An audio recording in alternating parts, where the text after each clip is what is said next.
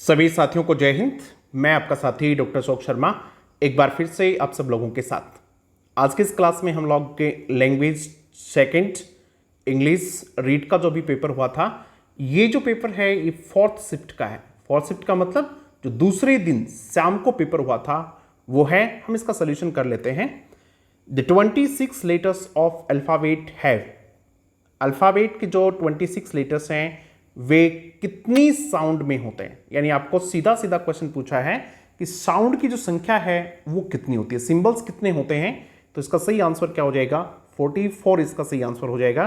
उसके बाद देखिएगा phonetic symbol of the underline letter in the, ये आपसे पूछा हुआ है। इसमें अंडरलाइन लेटर जो है वो क्या है? ये है। तो इसके लिए आपको क्या करना चाहिए? इसका ट्रांसक्रिप्शन लिख लेना चाहिए और इसका ट्रांसक्रिप्शन होता है थिन। ये इसका ट्रांसक्रिप्शन होता है। तो ये थ साउंड है और इसमें थ ये है। Phonetic transcription of lung is LUNG lung.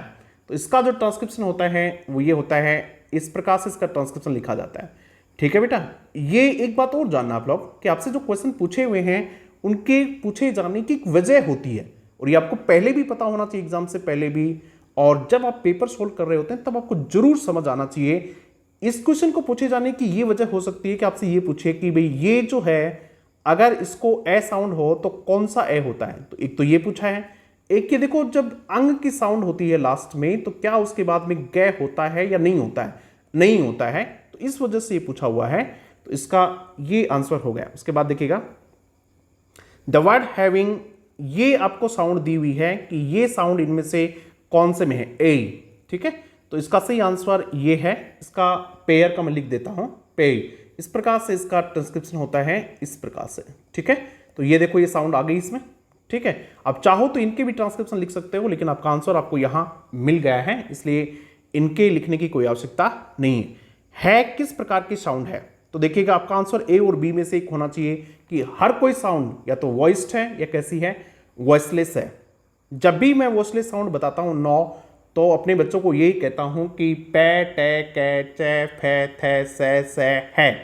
उसमें क्या आता है आता है। तो है कौन सी साउंड है? वॉइसलेस साउंड है। और ये आप सबका आंसर सही हुआ होगा ऐसा मैं मान के चलता हूं, क्योंकि इस पर हमने बहुत बार चर्चा की थी। Expression should be impressive is an imperative of. Imperative का मतलब होता है आवश्यक तत्व होना, आवश्यक अंग होना। ये जो क्वेश्चन है impression should be expression should be impressive. Expression अभिव्यक्ति जो है वो प्रभावी होनी चाहिए। ये किस बात का आवश्यक अंग है, किस बात की आवश्यक स्थिति है ये? तो इसमें मेजरमेंट नहीं हो सकता है, इवेल्युएशन नहीं हो सकता है, और ए और बी ऑप्शन में से कोई एक होगा। ठीक है।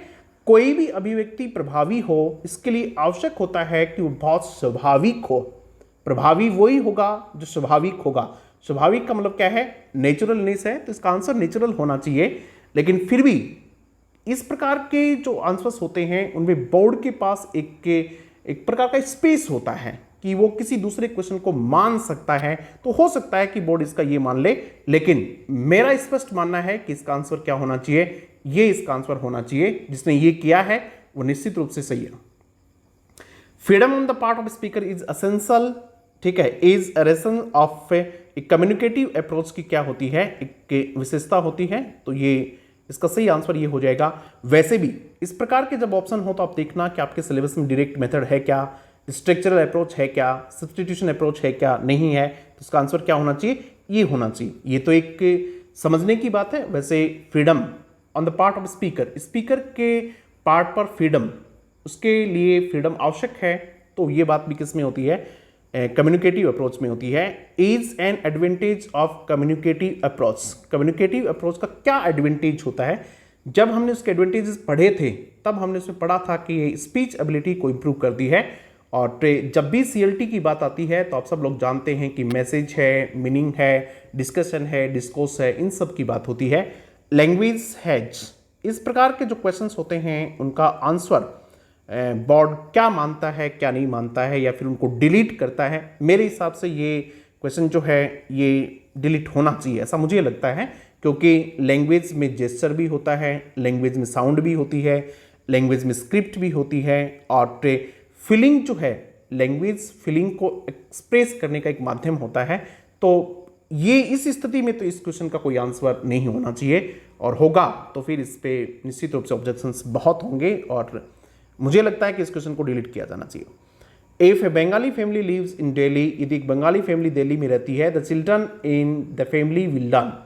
ये मल्टीलिंगुअलिज्म वाले क्वेश्चन पे है, उस टॉपिक से क्वेश्चन है, यानी बच्चा घर पे रहेगा तो अपनी होम लैंग्वेज को सीखेगा, ठीक है, और उसकी होम लैंग्वेज क्या है, बंगाली है, और एनवायरनमेंट में जैसी भाषा बोली जा रही, तो दिल्ली में नॉर्थ इंडिया में हिंदी बोली जाती है, तो निश्चित रूप से वो क्या सीखेगा, हिंदी सीखेगा, तो बी इसका आंसर होना चाहिए।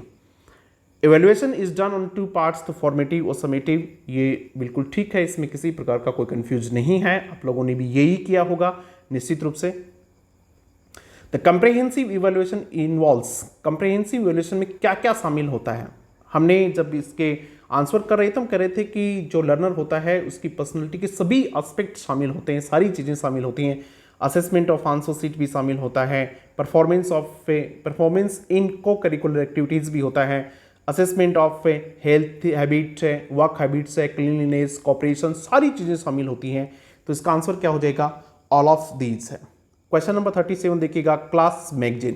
क्लास मैगजीन जो होता है वो राइटिंग टेस्ट नहीं होता है, एक बच्चे के लिए नहीं होती है, सारे बच्चे मिलके करते हैं, स्पीच टेस्ट नहीं होता है, असाइनमेंट भी नहीं होता है, प्रोजेक्ट वर्क होता है। तो फिर प्रोजेक्ट वर्क होता क्या है, प्रोजेक्ट वर्क एक किस प्रकार का आप कहें कि सभी बच्चों के लिए एक सीरीज ऑफ एक्टिविटीज होती है, एक्टिविटीज़ की एक श्रृंखला होती है जिसमें बच्चा अपने हिसाब से, अपने एबिलिटी के अनुसार और अपने नेचर के अनुसार, अपनी इंटरेस्ट के अनुसार चीज़ों को करता है, तो वो क्या होता है, प्रोजेक्ट वर्क होता है। तो ये निश्चित रूप से इसका आंसर प्रोजेक्ट वर्क होना ही चाहिए।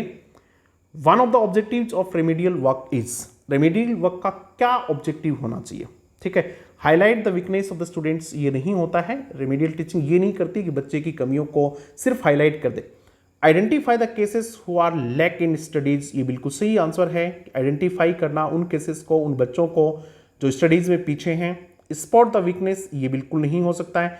Make the weak students aware of their backdness, ठीक है, बैकवर्डनेस, उनकी बैकवर्डनेस के बारे में उनको अवेयर करना, तो ये भी कहीं ना कहीं आंसर है, लेकिन ये जो बी वाला आंसर है ये सबसे सटीक आंसर इसका ये है, ठीक है, तो इसका आप ध्यान रखें, बी आंसर इसका होना चाहिए। हालांकि डी भी इसका आंसर हो सकता है कि इसका डी आंसर माना जाए, लेकिन बी इसका सबसे उपयुक्त आंसर इसका क्या है, बी है, और आप लोगों ने बी ही किया होगा, और जिसने बी किया है उसको डरने की कोई आवश्यकता नहीं है। निश्चित रूप से इसका आंसर क्या होना चाहिए, बी होना चाहिए, मेरे अनुसार भी इसका आंसर क्या होना चाहिए, बी होना चाहिए।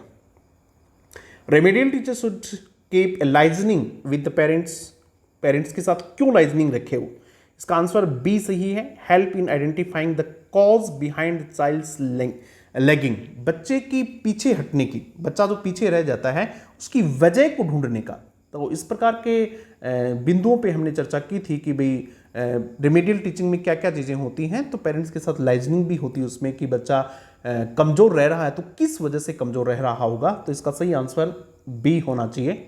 उसके बाद में देखिएगा 76, do you like eat a pizza, ठीक है, और डू यू प्रिफर ए, ये इसका और हो जाएगा, ठीक है, आप ये या ये, तो ये इसका आंसर सही हो जाएगा बी।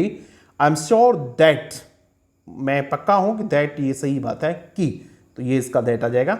मैनी ए मैन, देखो मैनी ए मैन के बाद में, मैनी के बाद में प्लूरल आना चाहिए, लेकिन मैनी ए के बाद में सिंगुलर आना चाहिए, ठीक है। अब सिंगुलर देखिएगा, एक इसमें ईच है और एक इसमें हैज है और एक वॉच है, ये आपको पता होना चाहिए कि भाई इनमें क्या अंतर है। देखिएगा many a man, is done नहीं आएगा, बहुत सारे लोग ये कर चुके हैं, वॉज डन नहीं आएगा, क्या आएगा, हैज डन दिस, बहुत सारे लोगों ने ये किया है, तो एक्टिव वॉइस का सीधा सीधा सेंटेंस है, तो क्या आना चाहिए इसमें, हैज डन आना चाहिए। देखो ये थर्ड फॉर्म है यहाँ, हालांकि पैसिव वॉइस में बी के बाद भी थर्ड फॉर्म आती है, लेकिन ये सेंटेंस एक्टिव वॉइस का, इसलिए क्या आना चाहिए इसमें, हैज आना चाहिए। आशा करता हूँ कि चीज़ आप ठीक से क्लियर कर रहे हैं। Gold and silver are precious metals, ठीक है, कई बच्चे कह रहे हैं कि सर ये एक जैसा लग रहा है कि गोल्ड एंड सिल्वर को एक ही होते हैं, ऐसा नहीं होता है। क्या आना चाहिए इसमें, निश्चित रूप से इसमें क्या आना चाहिए, आर आना चाहिए, आर प्रेशियस मेटल्स, ठीक है, आर, हैव नहीं आएगा, क्या आएगा, आर आएगा। आगे देखिएगा, ईट, पैसेज मैंने थोड़ा देखा है कि ईट इसमें बोट के लिए है, तो जिसने बोट किया है ये उसका सही हो जाएगा। उसके बाद अपन देखते हैं इसमें नेक्स्ट जो है, ये पोइम है आपकी, ब्लू एज द विंग्स। तो इसमें ज़्यादा सोचने की आपको जरूरत नहीं पड़ी होगी, एज है तो इसमें क्या आ गया, सिमिली आ गई। ये आपका राइमिंग स्कीम है तो इसमें भी ज़्यादा सोचना नहीं पड़ा होगा, डे गई ए बी बी, तो ये भी हो गया ए बी बी। ठीक है। प्लॉट ऑफ ए स्टोरी, एक स्टोरी का प्लॉट क्या हो सकता है, स्टोरी की जो कहानी हो किससी कैसी हो सकती है, कॉमिक भी हो सकती है, सैटिरिक भी हो सकती है, ट्रेजिक भी हो सकती है। तो इसका आंसर क्या हो जाएगा, डी इसका आंसर हो जाएगा। Dravid was the wall of our cricket team, metaphor है 100%, किसी प्रकार की कोई समस्या इसमें नहीं होनी चाहिए किसी बच्चे को। तो बहुत आसान सा, ऐसा कुछ नहीं है कि बहुत मुश्किल, जिस बच्चे ने ठीक से पढ़ा था तो उसको तो चीज़ें आनी चाहिए थी। Inanimate objects and abstract notions are spoken of having, तो ये बहुत सीधी सीधी डेफिनेशन है किसकी, पर्सोनिफिकेशन की, बहुत आसान सी डेफिनेशन है, इसलिए इसमें कुछ ऐसा नहीं है। You should be assent of yourself having made such a comment, तो शुड आना चाहिए, आपको शर्म आनी चाहिए इस प्रकार का कमेंट आपने किया। He chase the thief as far as he could, उसने चोर का पीछा किया जितना वह कर सकता था। The car seemed to have vanished into thin air, ये ईडियम है, वेनिस्ड इनटू थिन एयर का मतलब होता है अचानक गायब हो जाना, तो ये इसका सी आंसर हो जाएगा। ड्रामा ओरिजिनेटेड इन, अच्छा क्वेश्चन है, मैं पहले भी कई बार कहता रहा हूं कि ड्रामा से अच्छे क्वेश्चन आते हैं। अब ये कहना कि सारे के सारे क्वेश्चन जो हमने पढ़ाए थे वही आए हैं, तो ये तो अभी सभी कह रहे हैं कि भाई हमने पढ़ाए वो सारे के सारे क्वेश्चन आए हैं, तो ये तो जिन जिन बच्चों ने हमसे कोर्स लिया था या जिन जिन बच्चों ने हमसे पढ़ाई की थी वो सब जानते हैं। मैं अपने मुंह से कहूँगा तो मैं थोड़ा अनकंफर्टेबल फील करता हूँ कि भाई ये भी मेरा पढ़ाया हुआ है, ये भी मेरा पढ़ाया हुआ है, ये भी मेरा पढ़ाया हुआ है, तो सबके पढ़ाए हुए हैं। और जिन बच्चों ने हमसे पढ़ाई की है, जिन बच्चों ने हमारे कोर्सेस लिए हैं या टेस्ट सीरीज़ ली है, जिस बच्चे ने देखा वो जानते हैं कि ऑलमोस्ट क्वेश्चंस उनको करवाए हुए हैं और उनको किसी प्रकार की दिक्कत एग्जाम में नहीं हुई होगी, ऐसा मैं मानता हूं। इसका सही आंसर जो है ग्रीस है। ड्रामा का जो ओरिजिन हुआ वो रिलीजियस ओरिजिन है, और ग्रीस में जो एथेंस है 700 BC, एथेंस में इसके ATHENS, ठीक है, एथेंस में इसके क्या मानते हैं, ग्रीस का जो शहर है एथेंस, वहां से इसका मानते हैं, तो निश्चित रूप से इसका आंसर ए होना चाहिए। कई जगह आप लोगों को ग्रीस और रोम दोनों मिलते एक साथ, अगर इसमें ग्रीस ऑप्शन नहीं होता तो क्या होता, रोम होता।